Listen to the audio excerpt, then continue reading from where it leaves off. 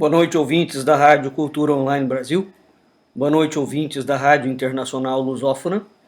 No ar, mais um programa Culturas e Identidades com Loriel Rocha.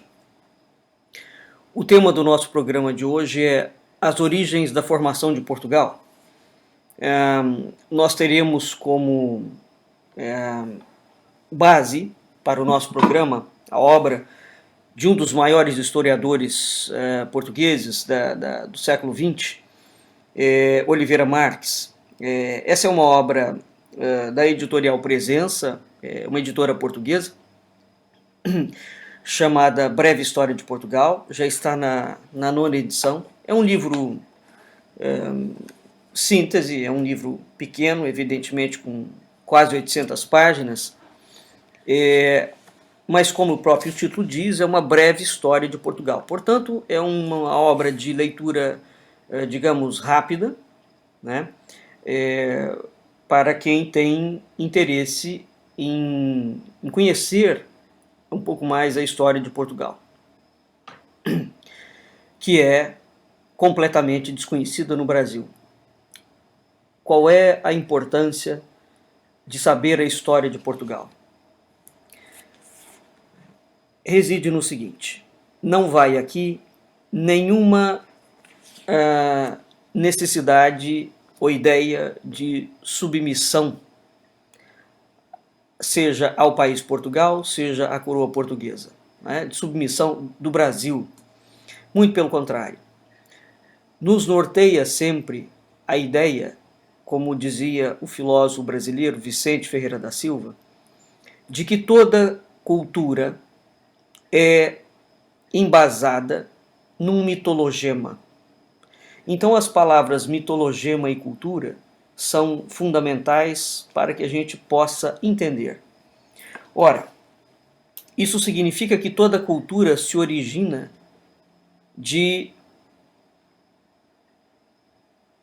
uma determinada raiz, de um fundamento, que os mitos, os arquétipos da nação apontam. Bem, qual é o mitologema do Brasil? O mitologema do Brasil foi dado pela coroa portuguesa, foi dado por Portugal. O Brasil é uma construção de Portugal.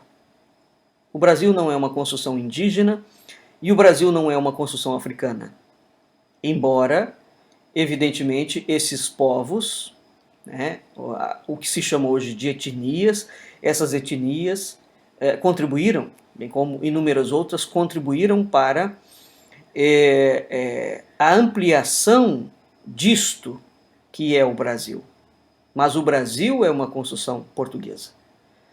E não há o que reinventar a roda e nem tampouco o que descredenciar esta origem. Então há uma origem cultural, há uma origem espiritual no Brasil.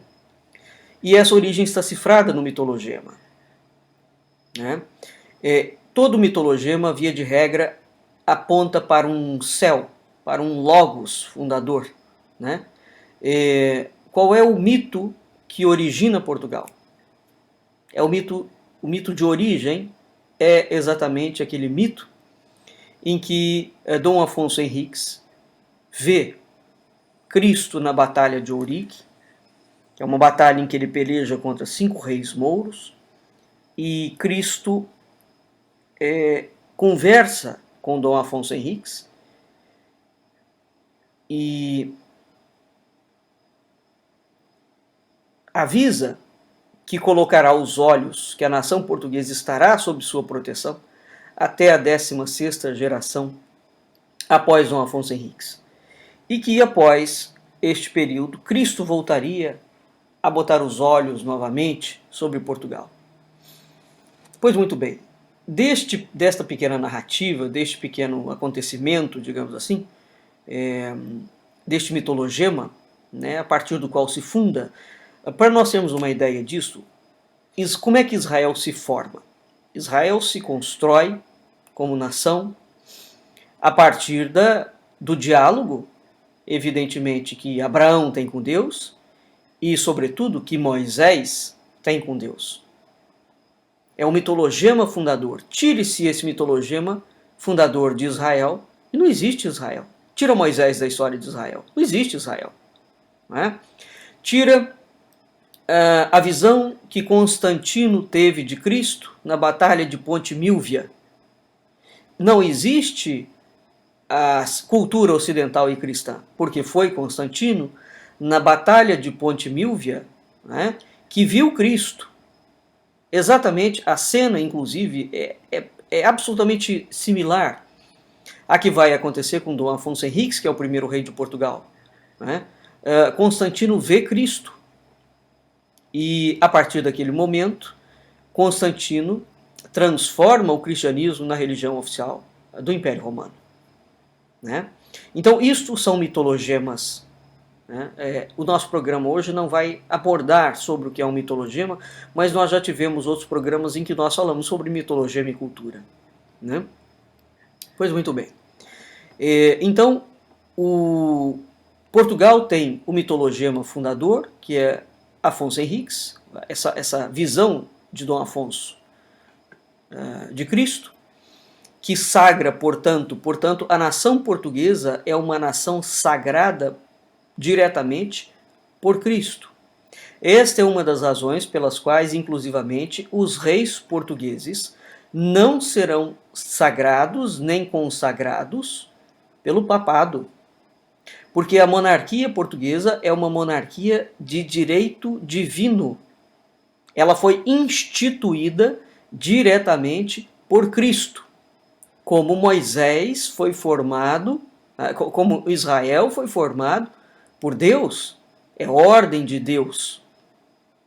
Moisés não, como Israel foi formado por ordem de Deus, e Moisés é, digamos, o mediador, né? É o intermediário desta questão, desta ordem providencial. Pois muito bem. Além disto, portanto, além do mitologema de Eurique, Portugal é uma nação cristã, portanto. Né? Veja, se nós não voltarmos ao estudo do que foi Portugal, enquanto coroa, qual foi, digamos, a missão que a coroa portuguesa assume para si, baseado nesta ordem de fundação de um país que Cristo confere a Dom Afonso Henriques. Sem entender o que foi Portugal, nós não entenderemos o que é o Brasil. É tão simples quanto isso. Toda pessoa, todos nós, quando nascemos, temos uma família.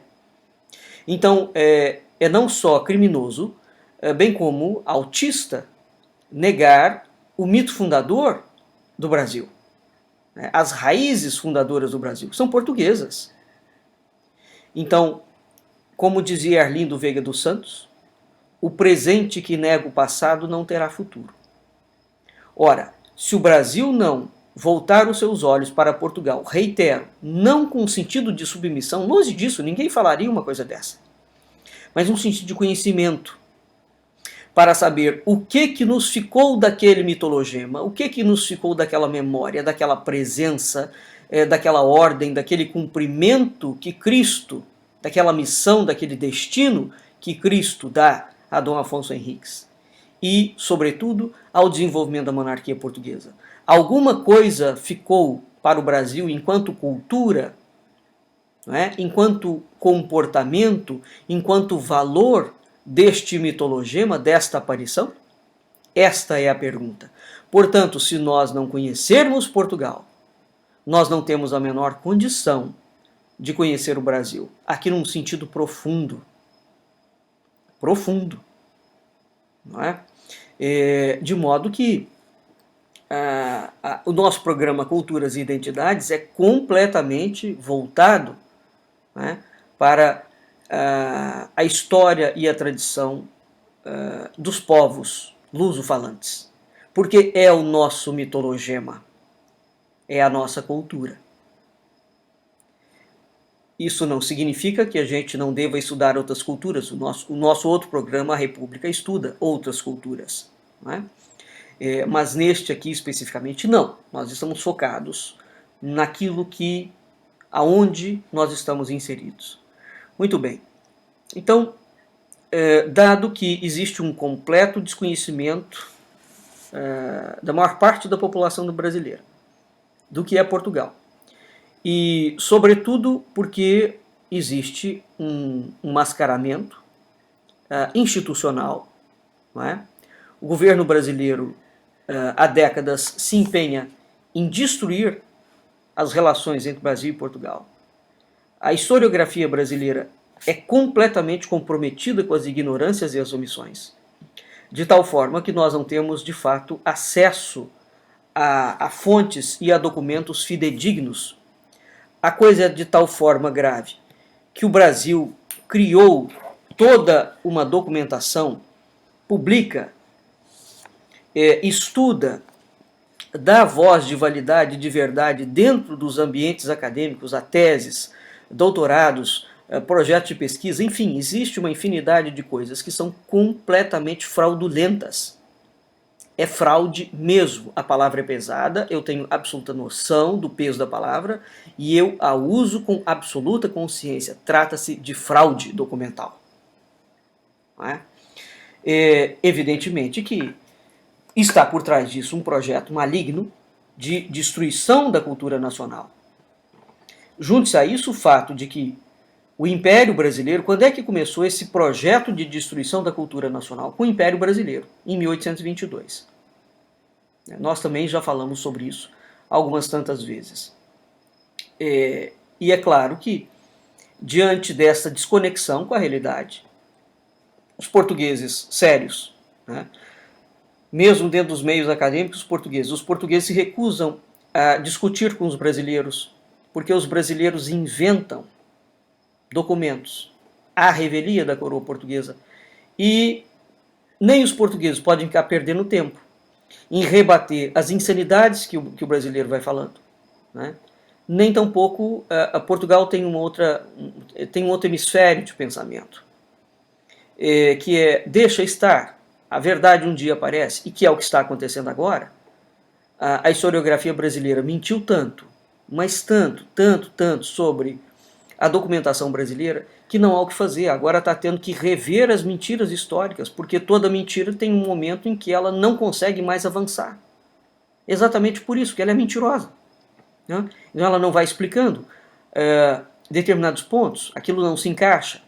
E vão vindo as gerações, outras gerações discutem documentos. Então, há no cenário internacional uma documentação muito grande e, sobretudo, a historiografia americana tem contribuído demais para isso. Atualmente, os maiores especialistas em história de Portugal fora de Portugal, são os historiadores americanos. Dos Estados Unidos tem vindo trabalhos verdadeiramente primorosos. O Brasil é uma vergonha internacional, uma vergonha. Né? Bem, dado que tem sido impedido ao povo brasileiro ter acesso a coisas corretas, o nosso compromisso dentro do programa Culturas e Identidades, desde o início, sempre foi esse: oferecer documentações portuguesas e documentações brasileiras que são fidedignas, porque elas existem, são raríssimas, mas elas existem. Né? E geralmente esses indivíduos, os brasileiros que falavam e falam coisas com propriedade, todos eles ficaram ostracizados pela norma dominante de cada tempo e de cada lugar. Né? Exatamente porque eles vão contra a maré dominante. Né?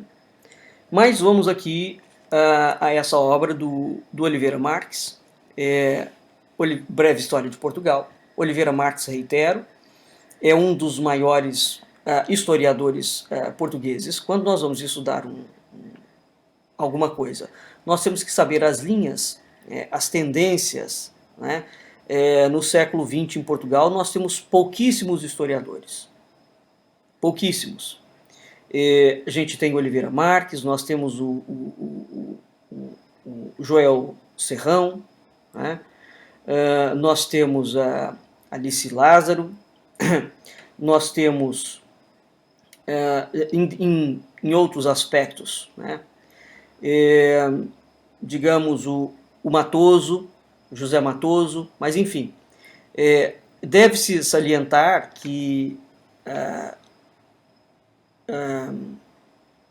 o José Hermano Saraiva, o Veríssimo Serrão, nós temos então alguns poucos historiadores na história portuguesa. Cada um desses que eu citei, eles têm uma área de especialidade. Por exemplo, Luiz Albuquerque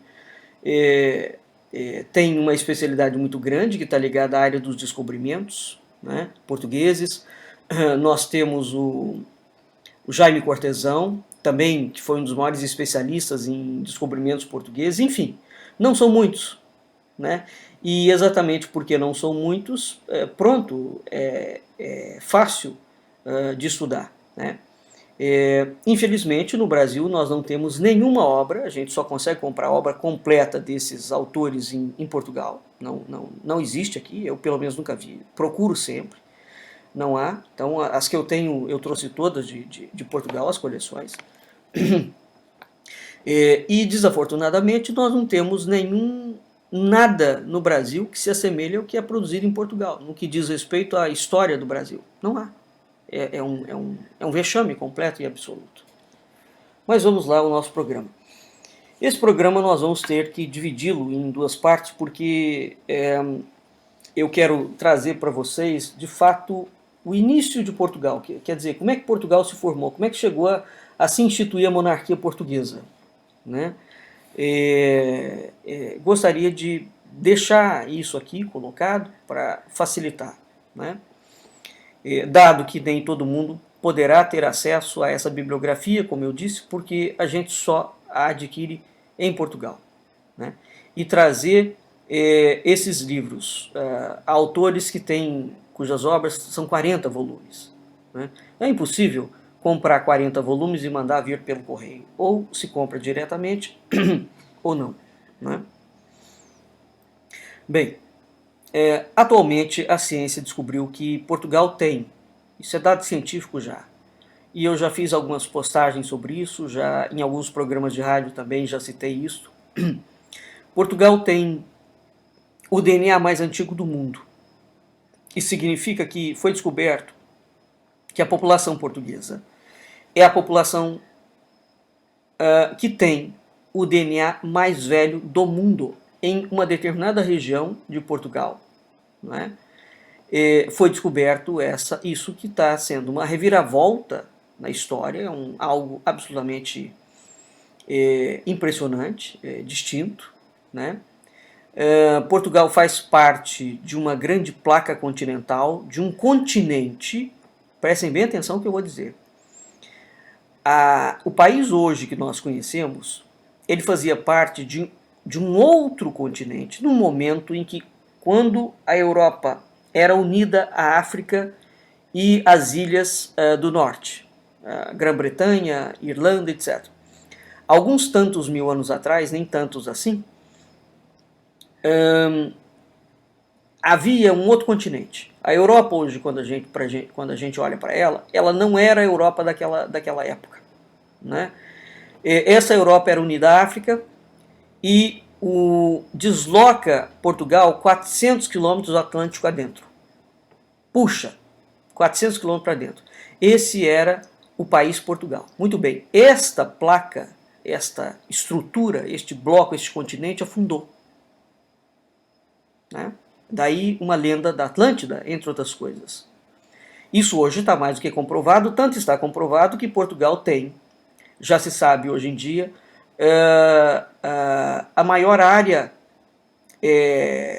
marítima do mundo, maior do que inclusive a do Brasil, exatamente por conta desse subsolo marinho, né, que já está comprovado que Portugal pertence a ele. Pois muito bem. E existe um mito, uma lenda muito grande em Portugal, nos Açores, na Madeira, em alguns outros lugares, que falam de um povo atlântico, não é? No Brasil nós também temos. Veja, existe uma língua que é chamada língua atlântica, que é um assunto ainda restrito a especialistas a nata da nata da nata da linguística, né? Mas esses assuntos já são discutidos dentro desses círculos e é seríssimo. É seríssimo as descobertas que têm sido feitas. Há uma língua atlântica que está dos dois lados do Atlântico, portanto que pega Portugal e que pega as Américas. Existe uma língua atlântica, um eixo atlântico.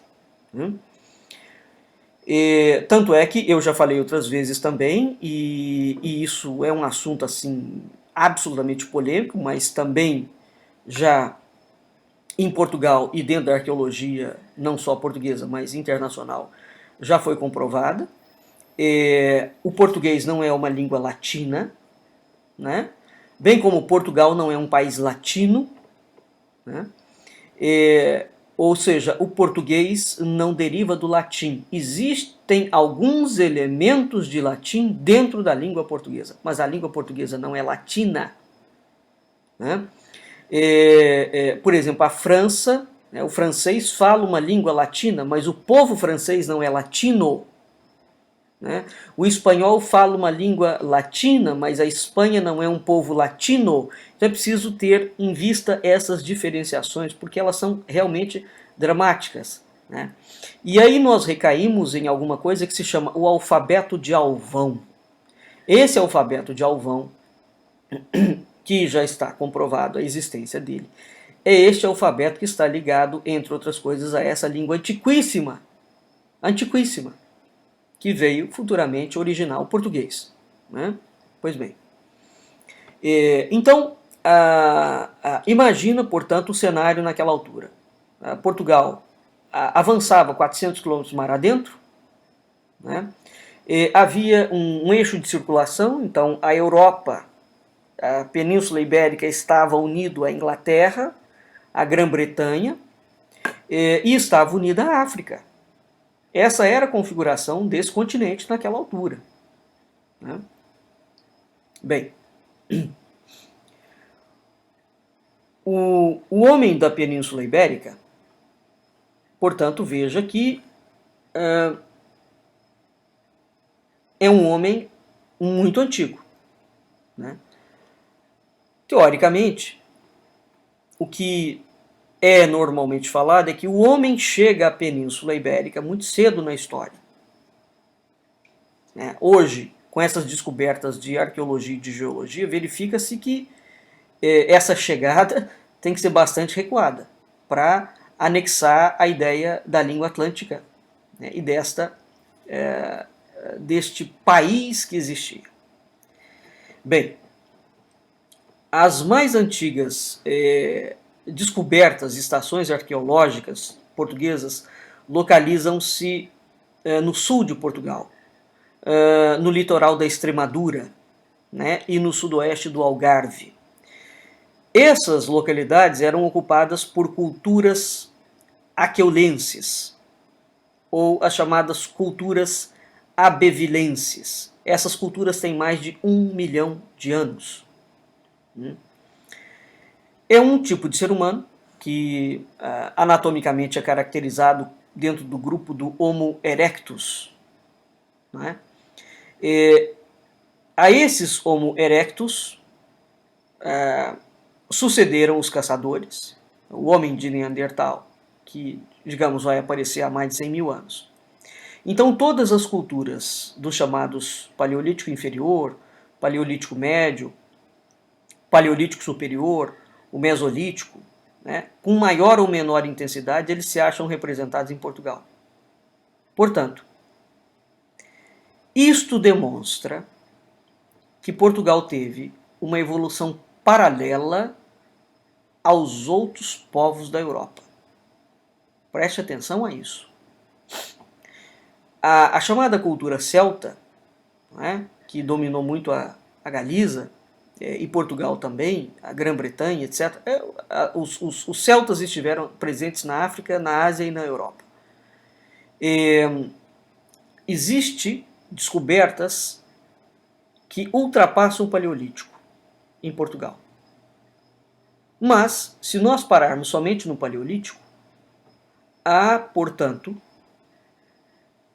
fortíssimas evidências de que aquela cultura paleolítica portuguesa tem características distintas da Europa. Então, o homem não vai vindo da Europa ou da Ásia, Europa, e chega em Portugal. É diferente. Já existia em Portugal alguma coisa. Evidentemente que há uma outra migração que vem da Europa, portanto vem do Oriente em direção ao mais extremo Ocidente, porque Portugal é o país mais ocidental da Europa. Não é? Ora, até a arte parietal conta um exemplo, por exemplo, tem uma gruta perto de Montemoro o Velho, aonde nós temos representações desse chamado paleolítico, dessas culturas paleolíticas. Não é? No entanto, essas culturas vão se concentrar em duas grandes regiões que têm pouca comunicação entre si. E isso é muito importante de ser entendido. Uma região cobre a maior parte da atual Extremadura, portanto cobre o Tejo, o Alentejo, o Algarve. Portanto está a sul de Portugal, está abaixo de Lisboa. Lisboa está praticamente no centro de Portugal, né? Divide Portugal em dois hemisférios, norte e sul.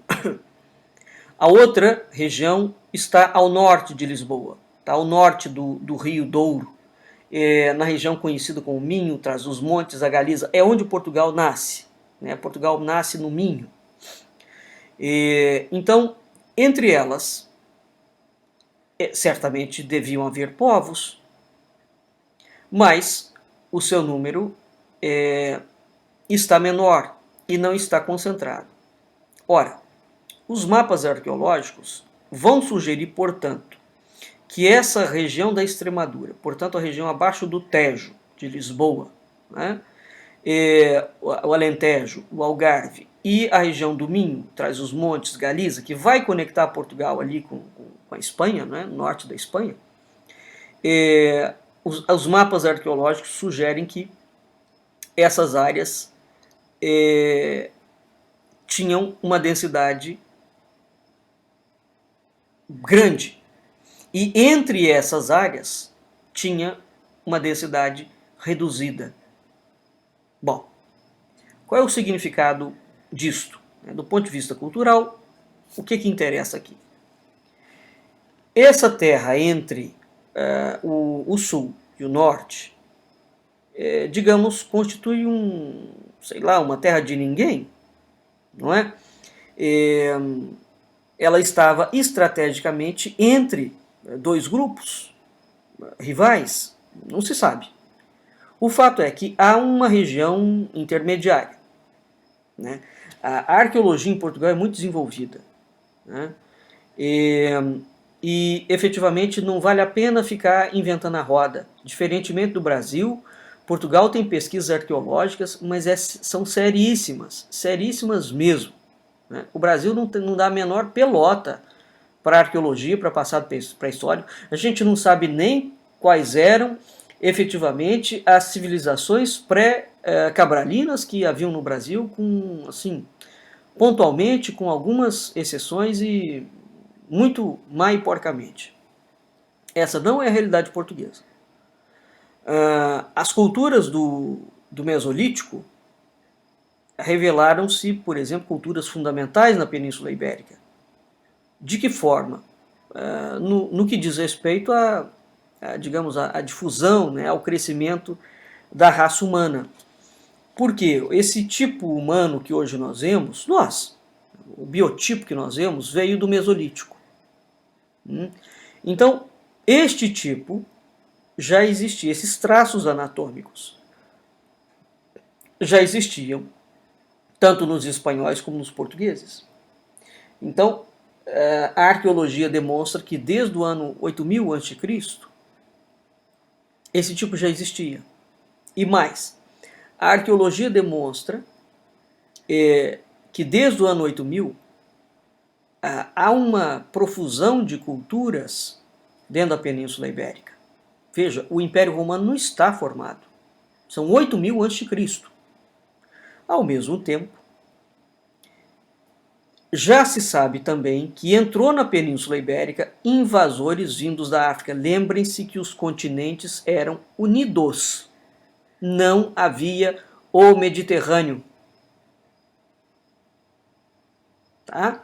Não havia o Mediterrâneo. Portanto, a situação era completamente diferente, certo? A partir, portanto,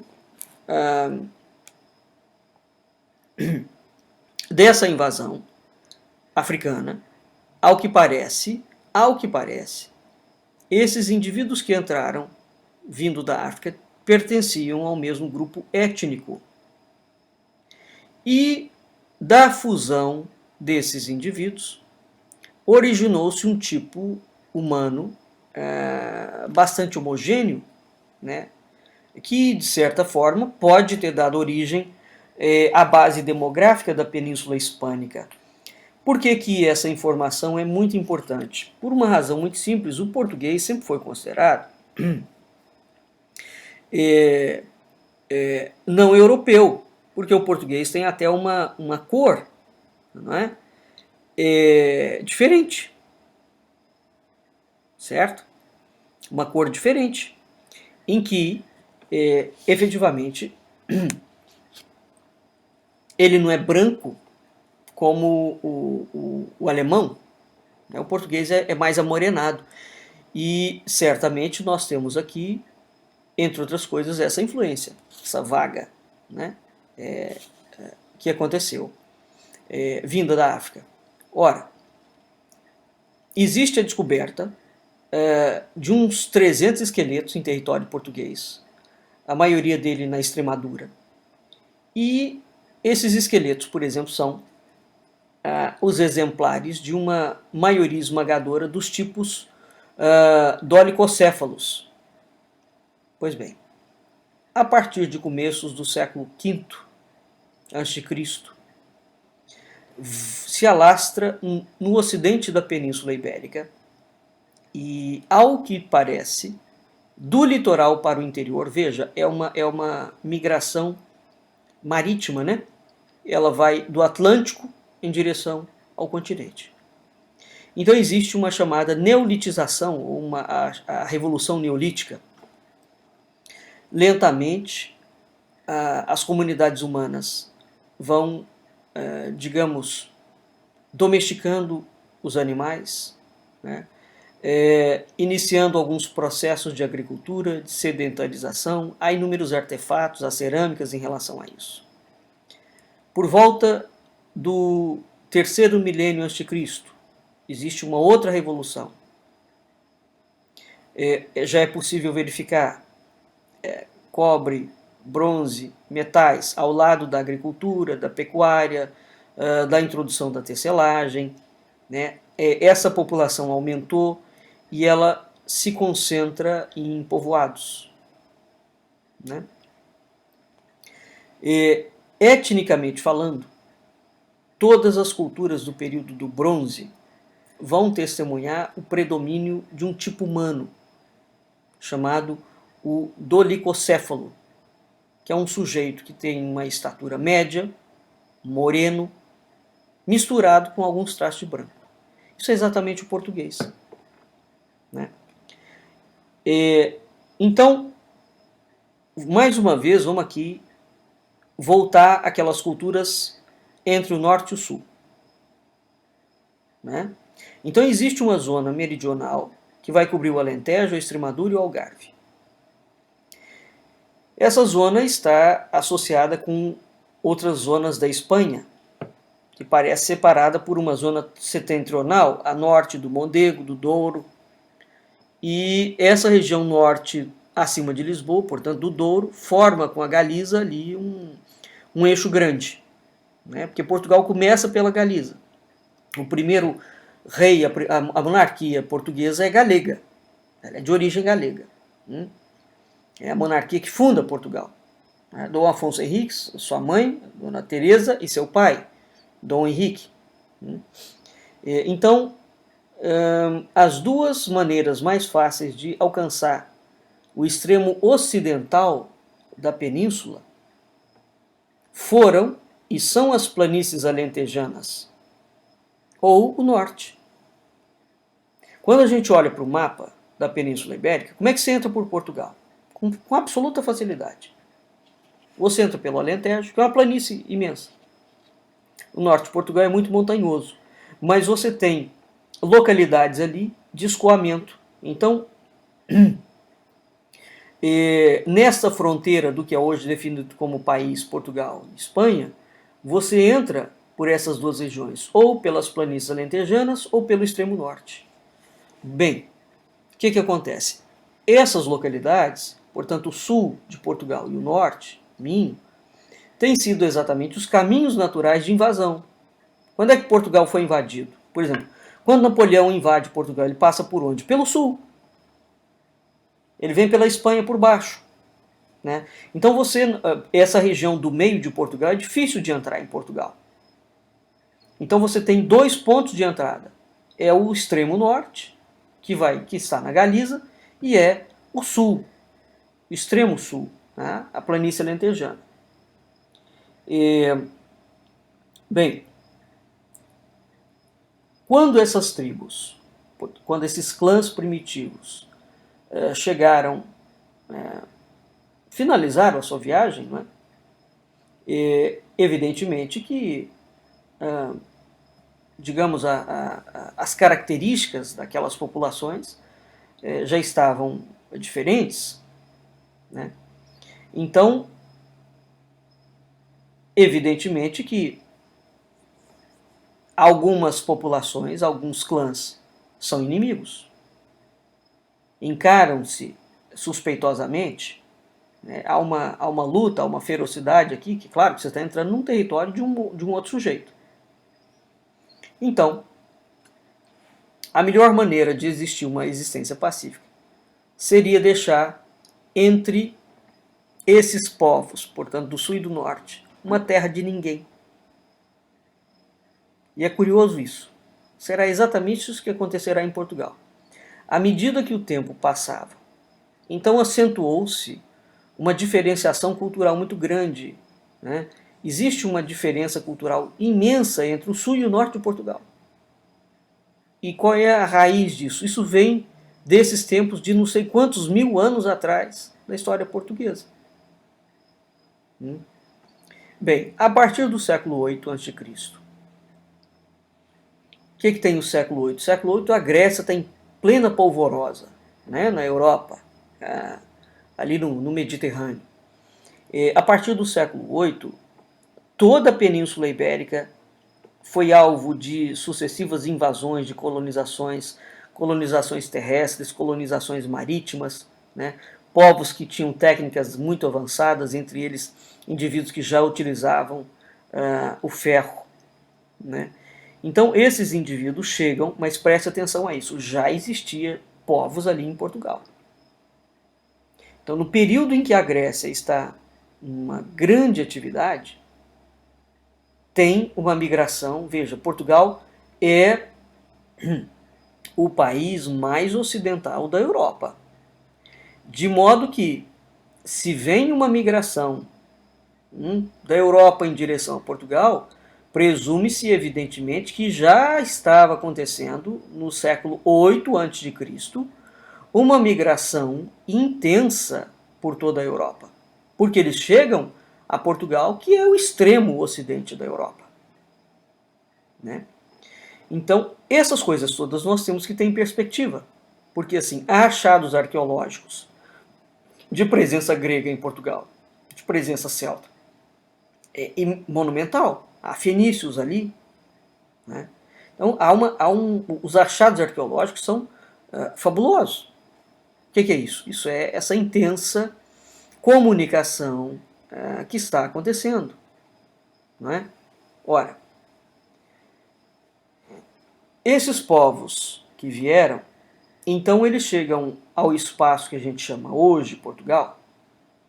Vieram diferentes povos indo-europeus. Vieram os pré-celtas, vieram os celtas, e veio uma cultura muito conhecida, a chamada cultura castreja, né? A gente anda até hoje por Portugal, pela Galiza, pela Espanha, você tem assim exemplares, construções ainda mesmo, construções de pedra, que são os chamados castros, né? Então, esses indivíduos foram os responsáveis, os pré-celtas e os celtas, pela cultura castreja do noroeste peninsular. E os celtas foram os responsáveis pela principal colonização do centro e do sul de Portugal. Portanto, o centro era aquela localidade que estava entre a Extremadura, o Alentejo, e o extremo norte. Então, há uma migração celta que se assenta no centro do território português. Pois bem, os celtas vão deixar testemunhos muito abundantes da sua fixação na toponímia, né? Na cultura, na comida, na religião, né? Exemplos assim clássicos que podem ser vistos, visitados até hoje. A gente tem, por exemplo, toponímia conímbrica, que vai dar origem a Coimbra, Cateobriga, que será Setúbal, Ébora, que será Évora, né? O que nós temos aqui? Celtas, fenícios, gregos, todos eles vão parar na Península Ibérica, vão parar em Portugal, né? Todos eles tocam as costas do Ocidente Peninsular. E todos eles avançam para o interior do Brasil. Para o interior de Portugal. Bem, esses povos pré-celtas, eles terão, já antes do primeiro milênio antes de Cristo, feito viagens intermitentes, né? Evidentemente que nós estamos falando de colonizações, vamos usar essa palavra, né, colonização no sentido exato do termo. As tribos vão, esses clãs vão, se assentam nos locais e passam a cultivar os locais, né? A morar neles, tá? Isso é muito importante nós termos em perspectiva, para entender o que vai acontecer, efetivamente, né? Bem,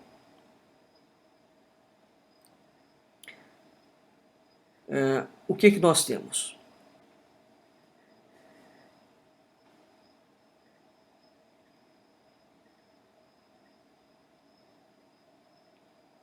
Há, portanto, que ficar ciente, né, que havia em Portugal esta presença de duas culturas, ou de mais culturas.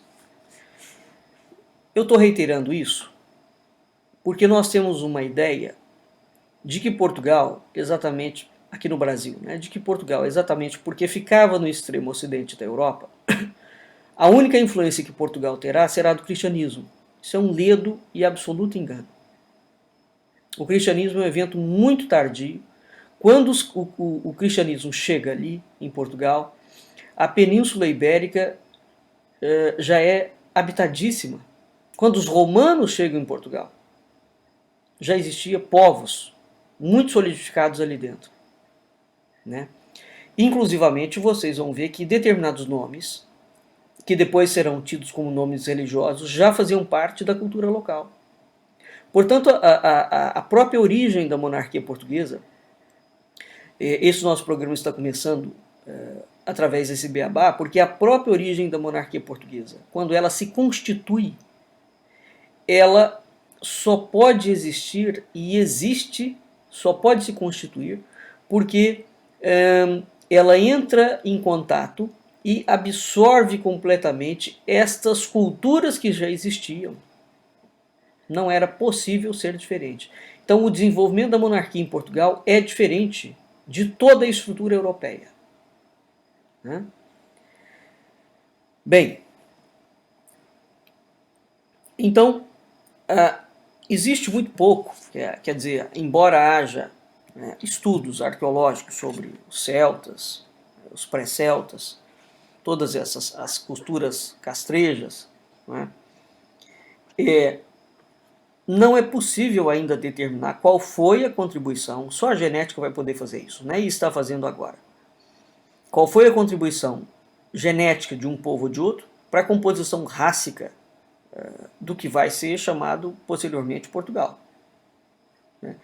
Evidentemente que existe uma semelhança antropológica. Alguns desses indivíduos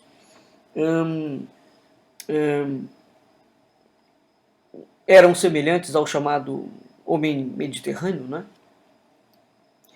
E mais tarde, então veja, nós teríamos africanos, fenícios, gregos, cartagineses, romanos, muçulmanos. Dentro dos muçulmanos nós teremos árabes, nós teremos berberes. Todos esses tipos conquistaram a Península Ibérica.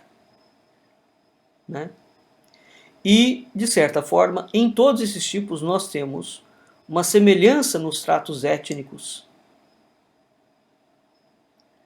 Tá certo? Portanto, quando você olha para o português, e bem como o espanhol, a gente verifica que esse povo é diferente do branco europeu, não é? Por conta disso. Quer dizer, há uma intensa... Portugal é como se fosse uma placa giratória de culturas. O último componente populacional significativo na história da Península Ibérica foi exatamente os povos islâmicos. Por quê? Os suevos e os visigodos vieram também para a Península Ibérica, mas eles nunca foram volumosos, o suficiente, não criou uma colonização efetiva, espalhada. Então, a partir do século VIII, já depois de Cristo, árabes, mas, sobretudo, berberes do norte da África, foram, pouco a pouco, se instalando como colonos em Portugal. Colonos aqui, a palavra utilizada com o sentido de gente que lavra a terra, agricultores. Tanto nas cidades como no campo, haviam esses berberes, portanto esses muçulmanos sedentarizados, desde há muito, civilizados, ao lado de tribos que tinham costumes mais primitivos, todos eles estavam radicados na Península Ibérica, não como conquista. Portugal, a presença dos muçulmanos em Portugal, ela também é diferente da presença do que hoje nós entendemos como os muçulmanos pela Europa. Alto lá, e é preciso ter cuidado com isso. Ora, esses povos, evidentemente, esses berberes, esses muçulmanos, deixaram vestígios profundos na toponímia, na onomástica. Algarve, por exemplo. As palavras de origem muçulmanas em Portugal, na língua portuguesa, são muito fortes. Por quê? Por conta dessa presença. Em certos casos, é possível dizer, inclusive, que eles colonizaram determinadas regiões pela primeira vez. E nesse aspecto eles antecederam os romanos. Todo o sul e o centro de Portugal de hoje, até a região do Mondego. Mondego é um rio que vai para o norte, ou em algumas regiões do Douro. Toda esta região conheceu a presença do agricultor, do colono muçulmano. A quantidade de topônimos, por exemplo, começado por Benfica, Bena Maior, Ben Safrim, bem parece, tudo é topônimo muçulmano. A palavra bem. Dos idiomas falados no território do que hoje é Portugal, todos os idiomas anteriores ao latim desapareceram. idiomas esses que foram trazidos, né, pelos invasores romanos a partir do século I. Contudo, evidentemente, esse desaparecimento não é imediato. E ele coexistiu durante muito tempo, durante muitos séculos, com os falares mediterrâneos, os falares que não eram indo-europeus, os pré-célticos, célticos, os falares latinos, etc. Então, nós temos uma mistura muito grande de linguagem, né, que a linguística histórica hoje estuda, e são estudos muito sérios. Linguística arqueológica, linguística histórica, a linguística científica. Ora, não se sabe até que ponto essas estruturas linguísticas desses povos que habitavam o espaço português terão determinado ou influenciado certas características peculiares do português, do idioma português. Como, por exemplo, a queda do L intervocálico, né? Que é assinalável na evolução ou do latim ou do árabe. Né?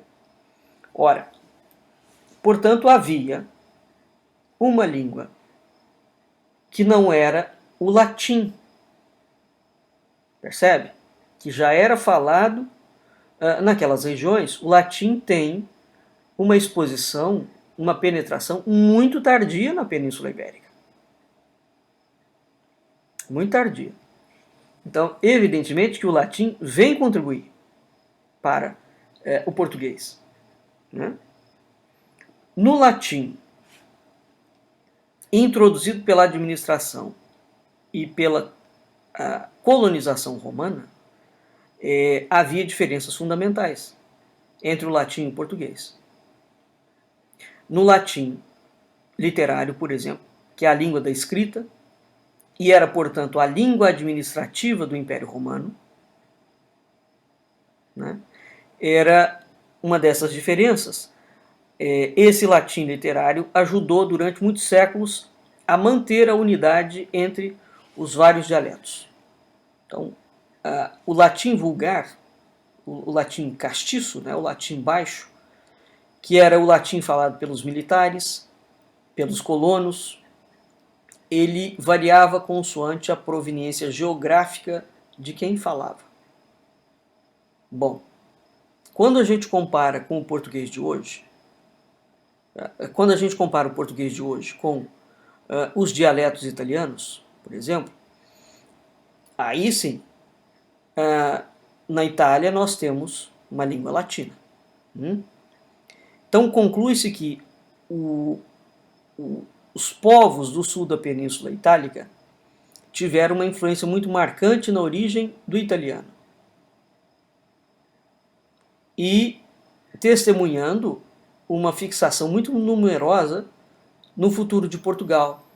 Então, digamos que, trocando em miúdos, o português, a influência do latim no português de Portugal veio do sul da Itália.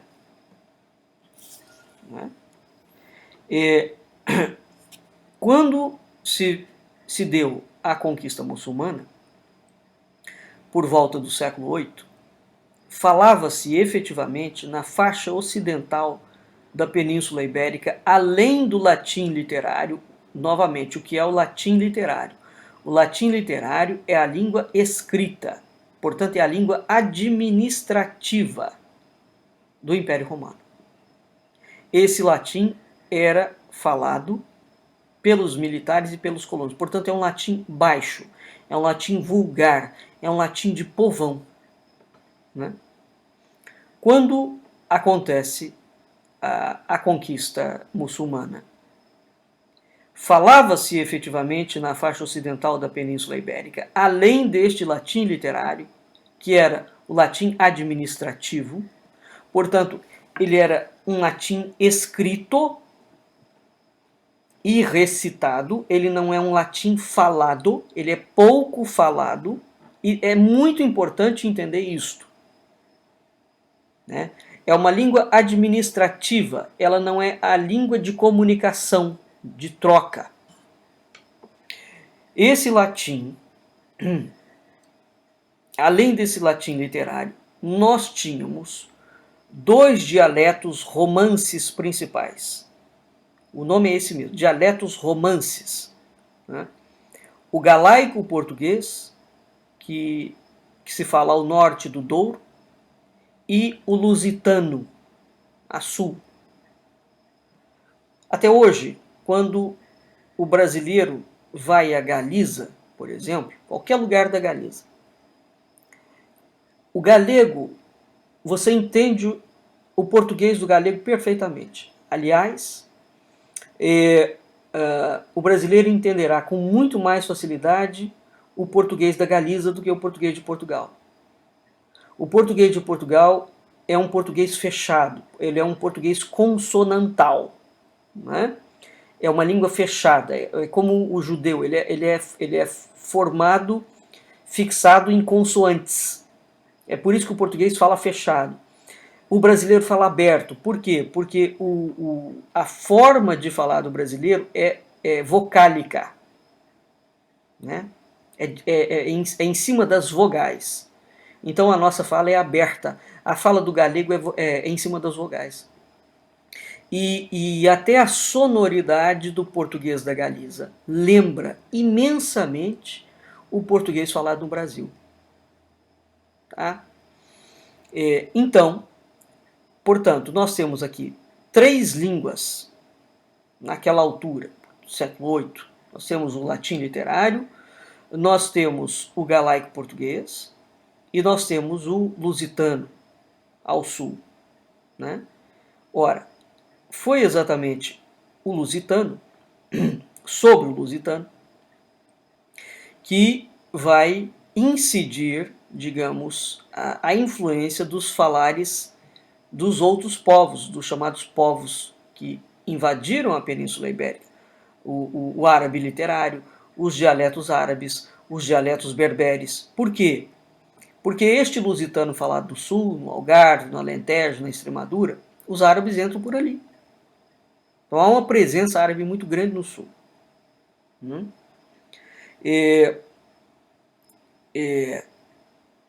Já para o setentrião, portanto do Douro, acima, na região do Rio Douro, do Mondego, a influência árabe é pequena. Portanto, aonde falava o galaico português, né? A influência é pequena. Então o domínio árabe se mostra efêmero na região do Douro, portanto na região do norte de Portugal, né? Onde as palavras árabes são nulas praticamente. De fato, nós temos, Portugal é um país tão pequeno, mas ele tem uma divisão cultural imensa, né? E cada localidade, cada cidade em Portugal tem uma riqueza cultural que é absolutamente fantástica. Portugal é um país minúsculo, mas o que ele tem de diversidade cultural ali dentro é absolutamente impressionante. É impressionante mesmo, né? Então aqui nós temos basicamente 2 grandes diferenças, né? Lisboa, a gente tendo Lisboa como marco, há uma cultura ao norte de Lisboa e há uma cultura ao sul de Lisboa. Essas palavras árabes, por volta de 1000 palavras, elas entraram nesse idioma lusitano, que vai dar origem ao português, né? Ao dialeto lusitano.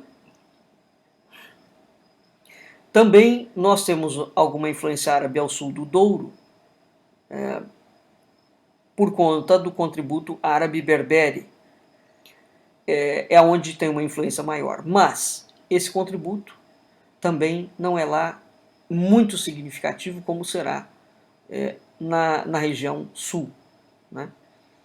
Bem, por volta do século XII e XIII, quando os exércitos cristãos cruzam efetivamente o rio Mondego, tá, no norte, vai para o norte de Portugal, e cruzam o Tejo, o Tejo vem, para quem nunca olhou o mapa de Portugal, o Tejo nasce na Espanha, e ele corta Portugal inteiro.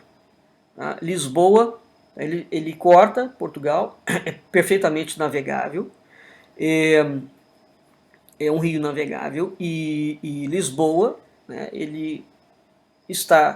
foi construída aos pés do Tejo, né, às margens do Tejo, e o Tejo deságua no Atlântico. Né? Então, quando os cristãos cruzam a região do Mondego,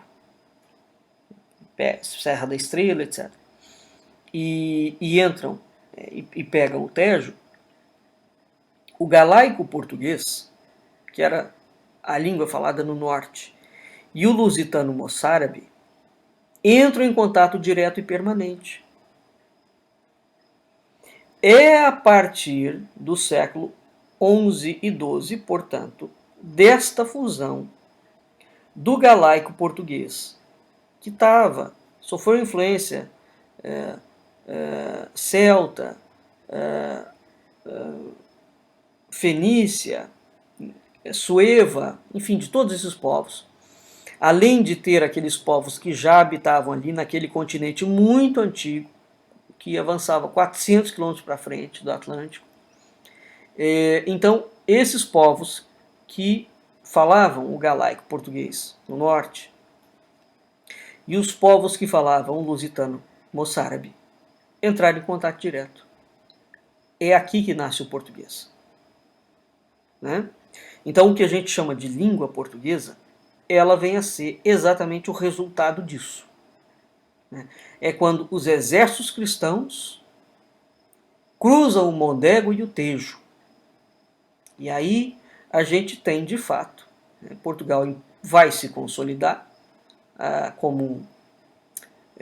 tanto o português não era a língua de Portugal, preste atenção a isso, que Dom Dinis oficializará o português como língua de Portugal.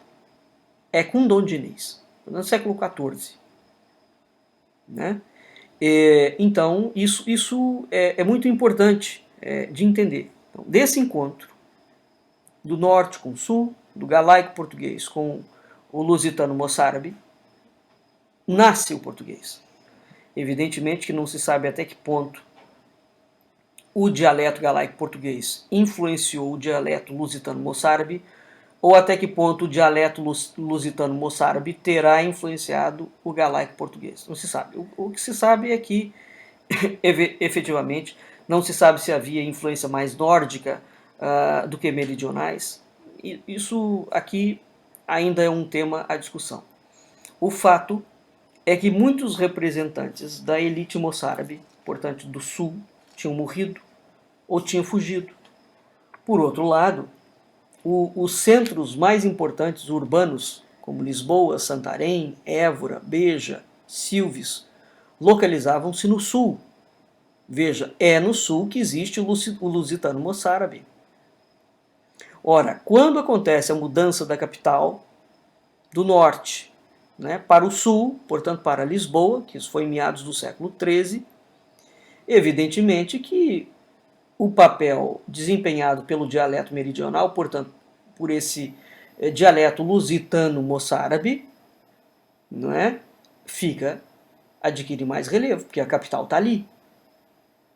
Ora, então, só existem fontes significativas em vernáculo, incluindo aqui os textos literários, nos finais do século XIII e XIV. Nessa época já tinha passado muitas conquistas, já tinha havido as cruzadas, já passou muita coisa. Né? Agora, há uma transformação muito enorme que o português vai sofrer entre o século XII até o século XV. A língua portuguesa não é o resultado da evolução natural de um único dialeto. E a língua portuguesa não é resultado direto e natural do latim, como a gente pensa. Tá? Bem, dito isto, vamos aqui fazer um breve intervalo e daqui a pouco nós voltamos com a segunda parte do nosso programa. Até já. E voltando com a segunda parte do nosso programa Culturas e Identidades, hoje falando sobre as origens da formação de Portugal. Bem, lembrando sempre que quando o Império Romano, Portugal é o país mais ocidental da Europa. Embora Roma, o Império Romano, fosse um império poderoso, amplo, influente, a localização de Portugal no extremo ocidente da Europa, evidentemente deve e significa que a zona de influência do Império Romano sobre Portugal teve um impacto minimizado, exatamente pela distância, né? Então é preciso ter isso em perspectiva, né? Há uma influência romana em Portugal? Claro que há, indubitavelmente. Mas esta influência é de fato uma influência muito forte? Não, não é. Ela não será uma influência extensa ou profunda como foi nas imediações da Bota, né, da Itália. Agora, o impacto da conquista romana, evidentemente, da expansão do Império Romano, né, não se limitou ao idioma. Portanto, é levado um latim, aquela língua se mistura com uma outra língua que já era falada.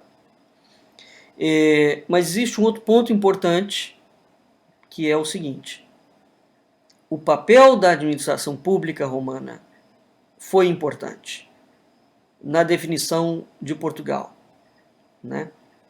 Ora, depois da Primeira Guerra Púnica, que foi por volta do século III a.C., os cartagineses, isso também ninguém fala, os cartagineses decidiram conquistar a Península Ibérica. Cartago foi um império poderosíssimo, hein? Cartago quase destruiu Roma. Quase destruiu Roma. E então eles entram na Península Ibérica. Ora, o seu domínio, incompleto, evidentemente, no quadro geográfico hispânico, vai se mostrar efêmero. E com a Segunda Guerra Púnica, essa, digamos, invasão de Cartago na Península Ibérica acaba, né? Bom, o que vai acontecer? Os romanos, por conta das guerras púnicas, primeira e a segunda, empreendem um processo de sujeição dos povos indígenas, né?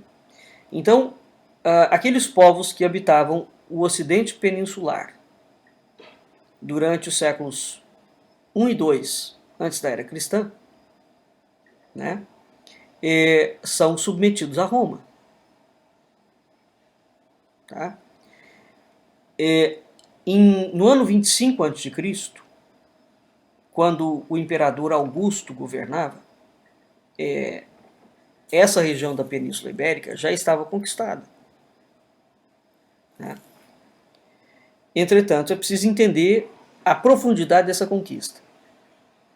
Bom, quase perto do ano zero, portanto, do ano que marca o nascimento de Cristo, e por volta de 15 anos antes de Cristo, o Império Romano produz uma reforma administrativa, é Augusto que faz isso. Então, Augusto divide a Península Ibérica em 3 províncias. Isso é muito importante para nós entendermos futuramente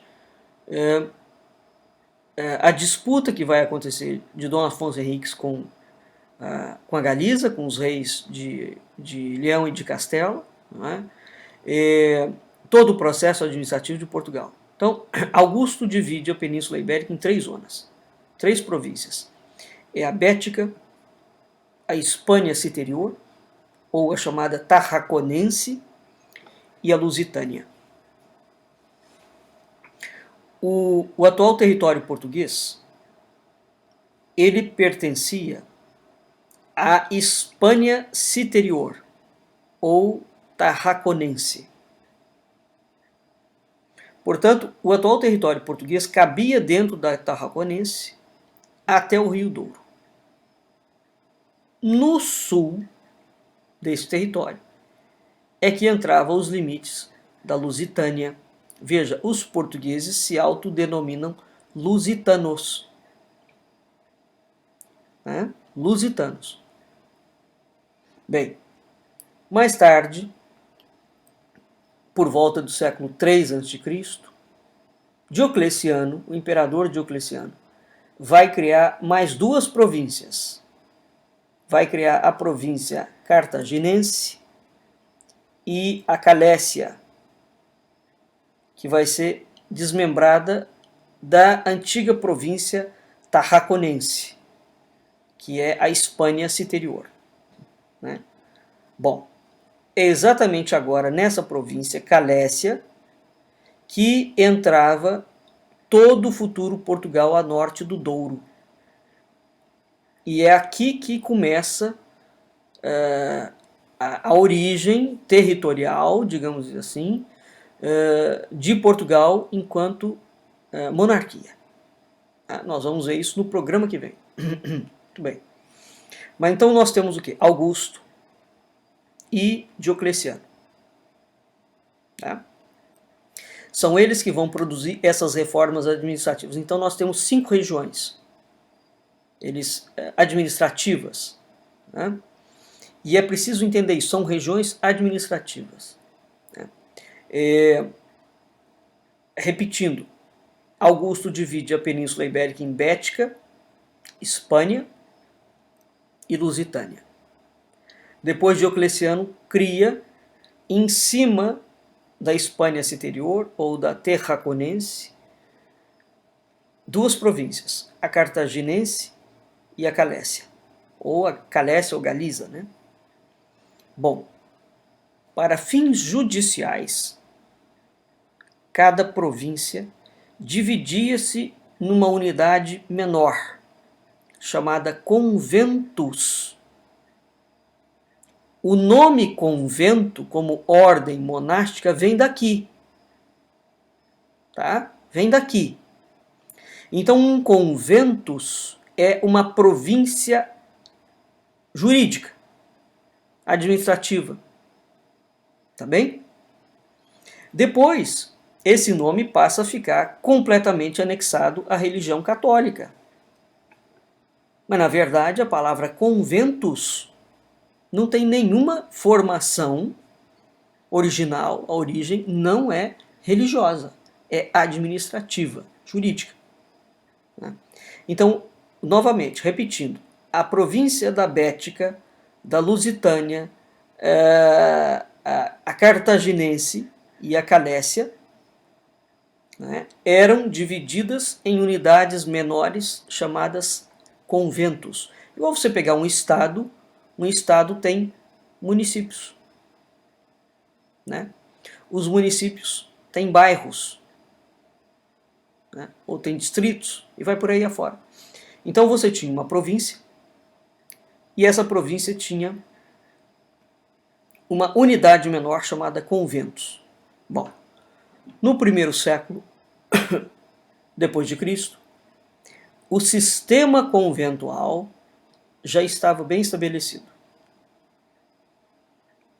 completamente fixado. A Lusitânia, que ficava ao sul de Portugal, englobava 3 conventos. Né? Esses conventos eram denominados de pascenses. Por quê? Por conta da sua capital, que se chamava Pax. Né? Então, esses conventos eram Beja, Escálabes, né, e Emeritenses.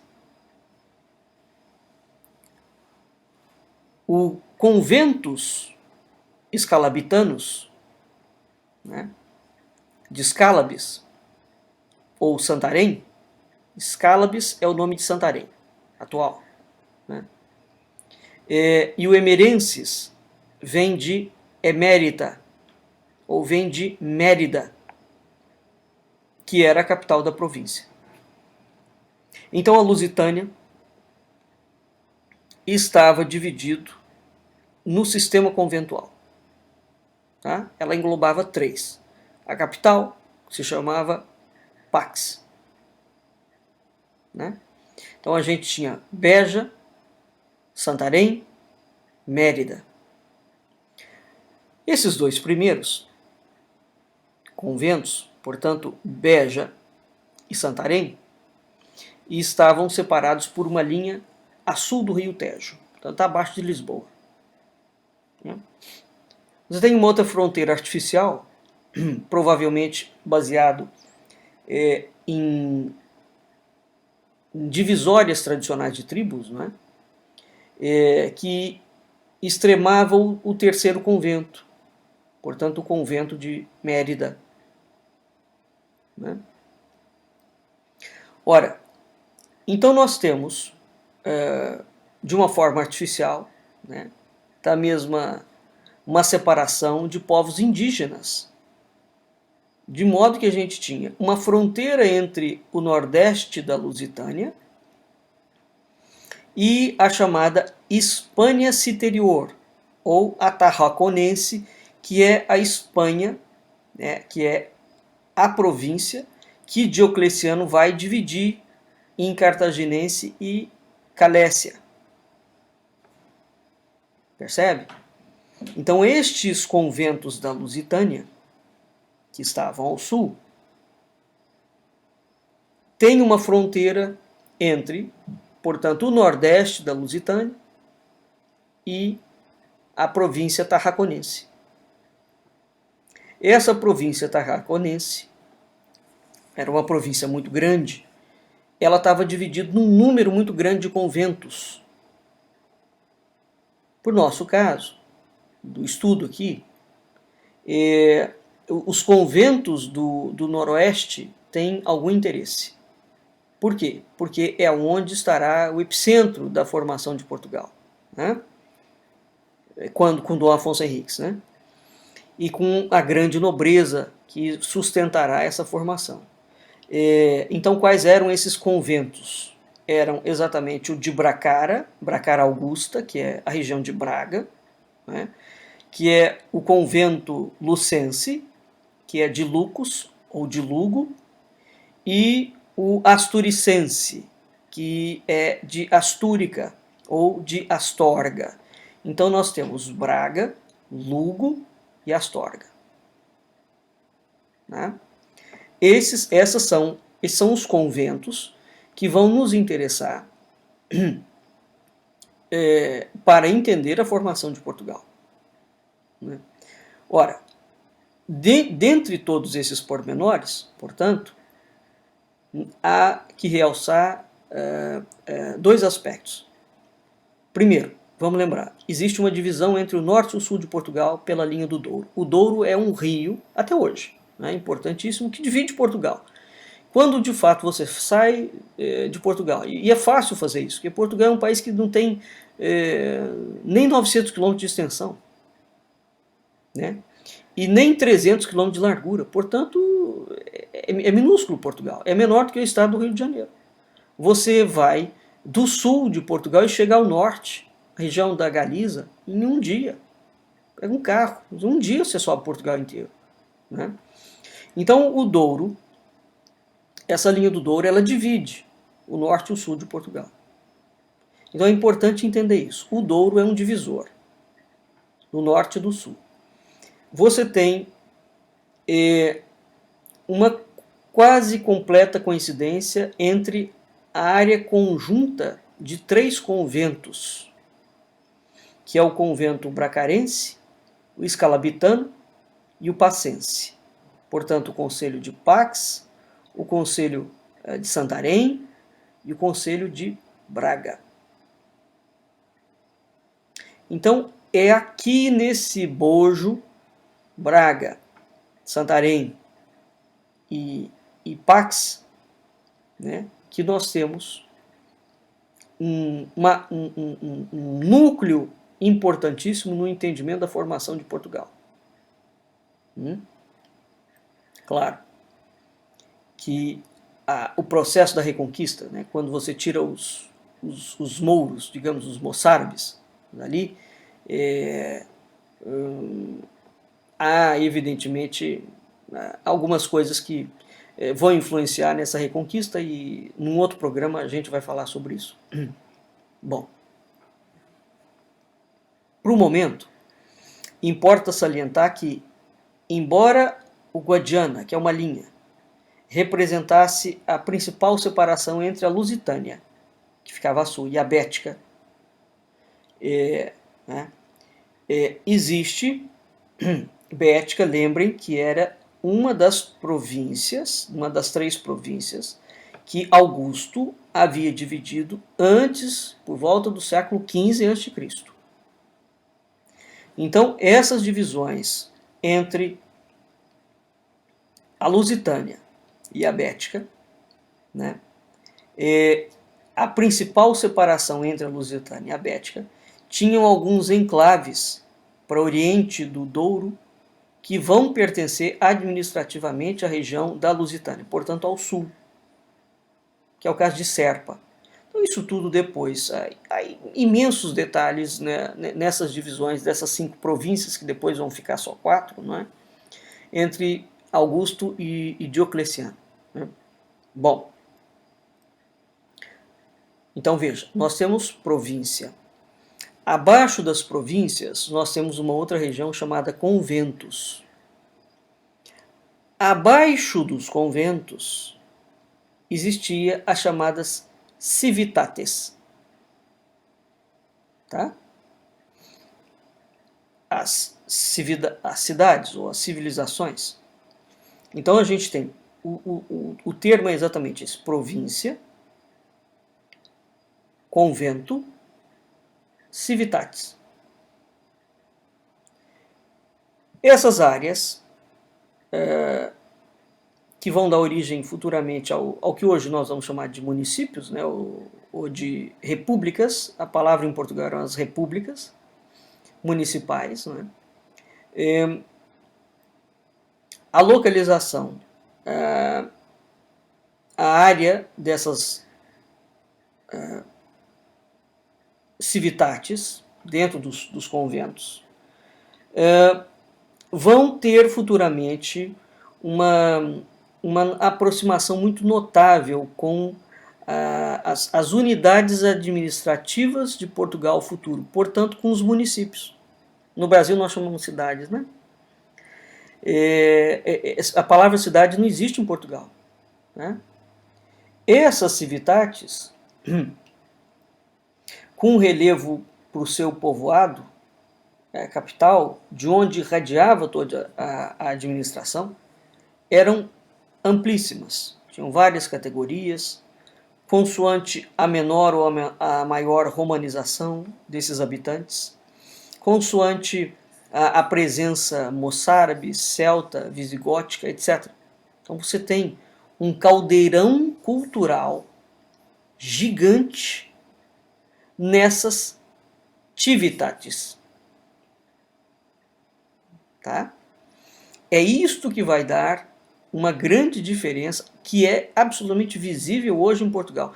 Você sai de Lisboa, por exemplo, para Santarém, que é um pulo. Para nós no Brasil é um pulo. De Lisboa para Mafra. Você tem o quê? 35 quilômetros. 35 quilômetros você está andando ainda dentro de São Paulo. Né? Em Portugal você está dentro de uma outra cidade. É uma outra estrutura, é uma outra cultura, é um outro tudo. Outros costumes, outros falares, né? Outros dialetos, é um outro português. É um outro. Então é uma coisa muito impressionante isso ainda em Portugal. Né?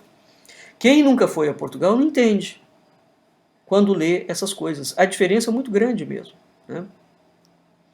Então, hoje o que quando nós olhamos e vemos as as vilas ou as câmaras republicanas, né, as câmaras municipais em Portugal, a localização delas lembra muito essa localização inicial do Império Romano. Tá? Então veja que há uma estabilidade. Há inúmeras lições que nós podemos extrair disso. Né? Primeiro, que existe um impacto da conquista romana administrativo.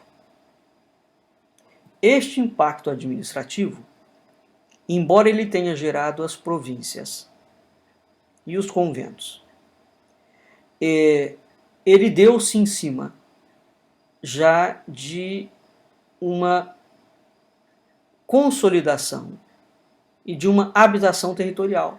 Já existia naquelas localidades gente morando. Portanto, já havia uma cultura. Não é Roma que leva uma cultura para lá. A cultura romana que vai para lá é anexada, mas já existe algo estabelecido. Como Portugal tem uma diferença de povos, que invadiram, que montaram, que habitam ali muito tempo, muitos mil anos antes dos romanos, então nós temos uma grande diferença entre os povos do sul e os povos do norte. Então essas cidades terão uma maior ou uma menor romanização dos respectivos habitantes. Né? Mas veja, até hoje, embora exista referência ao Império Romano, grande parte das referências portuguesas não são romanas.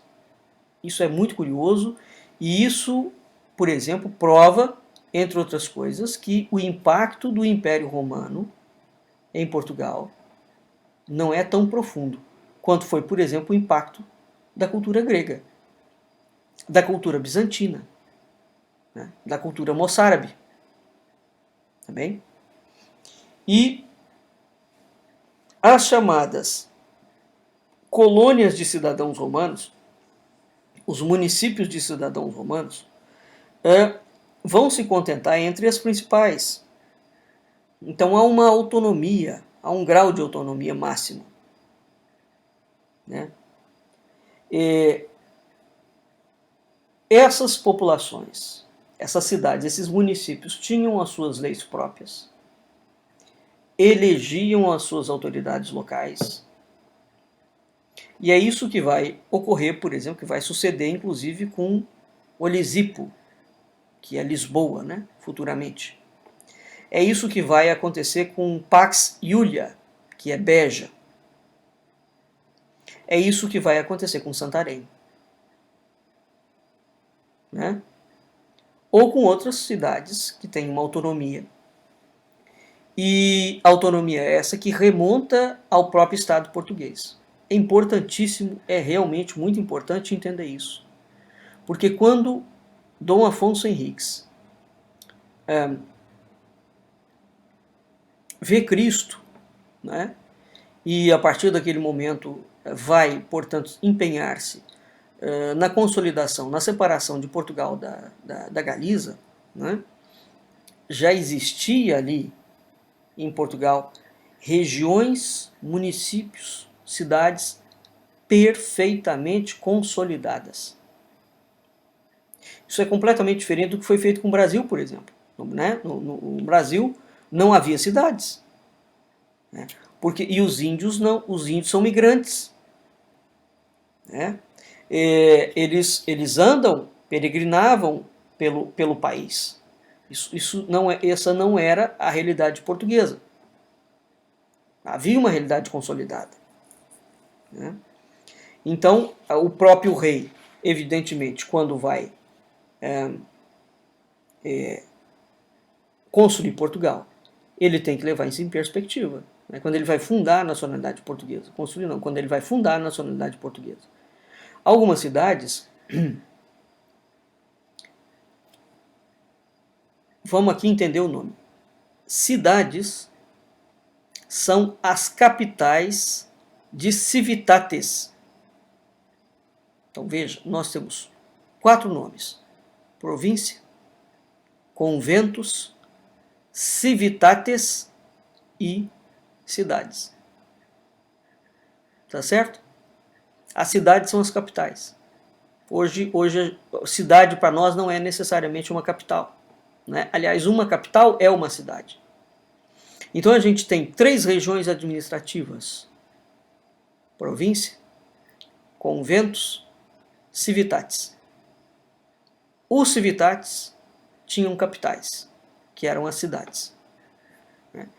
Entre essas regiões, né? Entre esses regiões administrativas, nós temos conventos importantíssimos. A Lusitânia, portanto, englobava 3: Beja, Santarém e Mérida. Tá? Esses termos não podem ser confundidos. Bom, algumas dessas cidades, que eram capitais de civitates, vão emerger depois como grandes centros de relevância política, cultural, econômica. Então é nelas que vai se desenvolver o cristianismo, por exemplo, né, como uma religião essencialmente urbana. E isto também é importantíssimo de ser entendido. O cristianismo é uma religião que não é rural. Nas regiões rurais, manteve-se uma cultura que depois o cristianismo vai denominar de pagã. Por exemplo, há regiões onde os mouros, onde os judeus se estabelecem, onde os celtas, né? Essas regiões rurais, com as respectivas tradições culturais rurais, o cristianismo, por exemplo, vai afirmar que qualquer pensamento judeu é pagão, por exemplo, é herético. Então tem que ter realmente cuidado com relação ao trato com as coisas, né? Porque nem tudo que entra dentro do rol do paganismo é relacionado à Grécia ou aos povos europeus. Né? Bem, o fato é que o cristianismo desenvolve-se como uma região essencialmente urbana. Isso vai gerar muitos conflitos posteriormente, porque algumas tradições rurais, por exemplo, a chamada nobreza rural, né? Algumas tradições rurais, alguns cultos rurais, serão sempre tidos pela Igreja Católica como cultos profanos, por conta desta questão. Né? O cristianismo se desenvolve como uma religião essencialmente urbana. Portanto, não é de admirar que essas regiões cristãs se tivessem tornado fulcros importantes de irradiação cristã, essas cidades. Né? No final do período romano, a maioria dessas cidades eram residências de bispos. Muito bem. E eram capitais, portanto, de distritos religiosos poderosos, conhecidos como dioceses. No território do futuro Portugal, de sul para o norte, vão surgir a partir do século III, IV da era cristã, algumas dioceses muito importantes. A diocese do Faro, de Évora, de Lisboa, de Braga e de Chaves. E essas dioceses vão estender a sua jurisdição sobre áreas bem mais vastas do que as respectivas civitates. Então perceba o seguinte: o surgimento do cristianismo, né, depois começa a absorver essas regiões políticas e administrativas. Né? E, evidentemente, essa influência, esse panorama administrativo, altera completamente Aliás, foi uma das grandes jogadas de Constantino, quando ele de fato oficializa, não é, o cristianismo, quando ele torna o cristianismo uma religião oficial do Império Romano. O que nós temos aqui? Nós temos uma vinculação político-religiosa. Portanto, aquelas regiões cuja política de administração eram diferentes, né, com a decretação do cristianismo como religião oficial do Império Romano, nós temos uma alteração completa do panorama administrativo e político. Por conta disso. Se Constantino não tivesse oficializado o império, a religião cristã, evidentemente que essa situação era diferente, né? Então, essas dioceses, né, que eram as capitais e os distritos religiosos onde residiam os bispos. Então, a residência de bispos, muitas dessas cidades que eram capitais das civitates, muitas dessas cidades, capitais das civitates, eram locais onde residiam os bispos. Essas capitais originaram as dioceses. Essas dioceses depois vão estender a sua jurisdição para além das civitates. Perceberam? Bom, os suevos e os visigodos não vão trazer também uma alteração muito grande a esse panorama administrativo.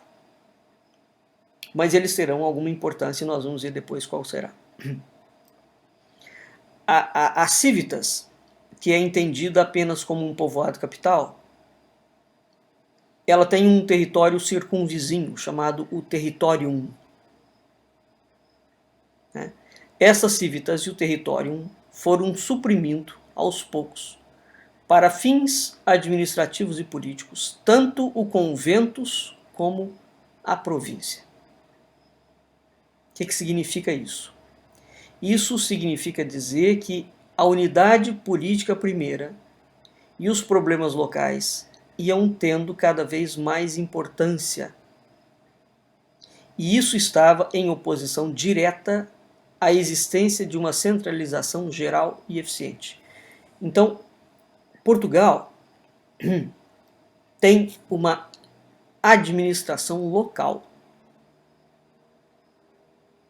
Isso é uma das mentiras que no Brasil se conta, por exemplo, que o poder em Portugal sempre foi centrado na figura do monarca. Mentira rigorosamente absoluta. Portugal nunca teve um poder centrado na figura do monarca. Era impossível, nem Roma conseguiu fazer isso. Era impossível concentrar o poder na figura do monarca. Por quê? Porque cada região era muito forte. Então, a nobreza portuguesa, Portugal não teve feudalismo, tá? E até nisto, a historiografia brasileira mente. Não houve feudalismo em Portugal. Por quê? Porque a nobreza local era fortíssima. E o rei teve sempre toda a monarquia portuguesa, desde o início. O rei não administrava sozinho. Era impossível. Ele tinha que dividir o poder com as monarquias com a nobreza local, né? Que vinha disso. Quer dizer, a gente tem uma longa trajetória, né, desses povos, né? Bom, então, essas civitas, entendida como um povoado, o território, aos poucos vão suprimindo o conventus, a província, não abarcando, né? Portanto, essa unidade política, primeiro,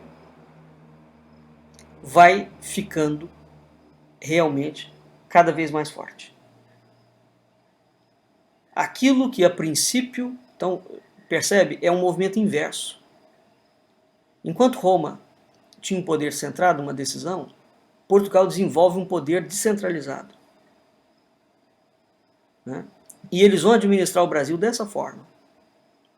o Brasil passa a ter uma administração centralizada com o advento do Império, em 1822. Bom, para fins práticos, esta província, às vezes, ou passa a ser chamada de ducado, porque o chefe da província era um duque, ou um dux. Então, a província deixou de ter qualquer significado real. Até a lembrança do nome foi desvanecendo, etc, etc, e não deixou traços ali. Bom, durante a época visigótica, dos visigodos, houve o enfraquecimento da autoridade provincial. E o que aconteceu? Quando a autoridade provincial desaparece, surge em seu lugar o conventus. Não porque o conventus desempenhasse um papel de relevo na justiça ou na administração, mas exatamente porque o conventus era aonde estava a organização episcopal. Então, foi esta junção, né, do poder temporal e o poder espiritual que o Império Romano fez que acabou garantindo ao cristianismo, como religião, uma presença fortíssima no mundo inteiro. Não é? Então, as regiões que antes tinham uma nobreza muito forte. Administrativamente falando, essas regiões, a igreja passa a ter um papel muito poderoso. Então a igreja garante, né, aquelas regiões, fixa aquelas regiões, confirma aquelas regiões. Por outro lado, o próprio conventus também vai desaparecer como unidade administrativa, né? Então, à medida que o cristianismo vai se expandindo, os bispados, tinham inúmeros bispados, os bispados vão surgindo, né? Vão se fundindo e vão fundando dentro da mesma área conventual diferentes bispados. E esses bispados vão se tornar unidades administrativas básicas. Essas unidades administrativas estão acima, administrativamente falando, da cidade e do território. Então, na Lusitânia, nós vamos ter o surgimento de inúmeras dioceses.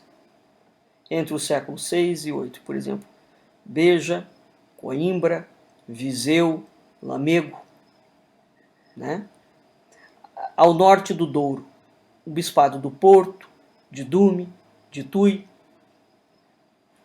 Ora, se quanto a fronteiras o convento pôde sobreviver, isso vai se dever ao fato de que as dioceses eclesiásticas estavam enquadradas por esse convento e acabavam nos limites dele, né? No entanto, dentro de cada convento, haviam novas frações que se tornavam possíveis para cada bispado. E é isso que vai, fazendo com que a administração de Portugal seja sempre trina. Portanto, monarquia, nobreza, civil e militar e a autoridade eclesiástica. Então, como é que Portugal era administrado? Desde todo sempre, até 1822. Portugal era administrado de forma trina, sempre foi. Repito, monarquia, nobreza local, nobreza civil e militar, não é? E a autoridade eclesiástica. Eram esses poderes que administravam Portugal. O monarca português, a monarquia portuguesa, nunca foi uma monarquia absolutista no sentido de autocentrada, como o Brasil faz questão de ignorantemente divulgar, né? Bom, quando os árabes entram em Portugal, essa estrutura administrativa muda? Não. Não. A conquista árabe manteve as unidades administrativas. Os nomes é que mudam. Né? Ora, então, qual é o nome que é criado? São emirados. Cada emirado corresponde a uma província ou a um grupo de províncias. Né? E é importante entender isso. Depois, no próximo programa, nós vamos passar, né, a essas regiões de conquista, da reconquista, etc. Mas, então, quando os árabes entram, eles não alteram em nada essa administração de Portugal. E, repito, nem o Império Romano tem força para alterar o modus vivendi daqueles povos que já existiam milhares de anos antes do Império Romano vir a Portugal. Né? Então, cada cidade tem uma jurisdição, tem um território, tem um povoado, a cidade tem uma certa divisão. Então, a organização administrativa muçulmana sobrepôs-se à romana. No entanto, ela não destrói a organização romana, mas ela vai consolidar a organização romana e também vai fortalecer os costumes e as autonomias de séculos que já existiam e insere também os seus costumes. Né? Então, quando acontece a Reconquista, a ordem cristã foi gradualmente submergindo todo o Ocidente, a Península Ibérica. Agora, o que mudou? Nada. Administrativamente falando, nas fronteiras, nas tradições, e isso tinha quase 1 milênio de existência. Percebe? Portanto, até algumas bobagens que são ditas hoje, que os árabes alteraram completamente o cenário da Península Ibérica, olha, meu Deus do céu, quem fala isso realmente, o sujeito nunca leu absolutamente nada da história de Portugal. É tanta loucura que é falado, notadamente neste momento, né, em que a Europa está sendo invadida novamente pelos árabes, mas essa invasão é completamente diferente, isso não tem nenhuma relação com o que foi feito naquele período. É preciso separar alhos de bugalhos. Né? Bem, nós vamos ficando por aqui. O nosso programa já está chegando ao fim. E na semana que vem nós continuaremos com esse tema. Né? Vamos ver se eu consigo terminar essa origem de Portugal, portanto, assim, quando chega Portugal a consolidar-se como nação independente. O meu objetivo com aqui é chegar até lá para a gente mostrar esse início, tá bem? Então, nós vamos ficando por aqui. Fique em seguida com a nossa programação da Rádio Cultura Online Brasil. Boa noite, ouvintes da Rádio Cultura Online Brasil. Boa noite, ouvintes da Rádio Internacional Lusófona. Muito obrigado pela sua audiência e até a semana que vem. Um abraço.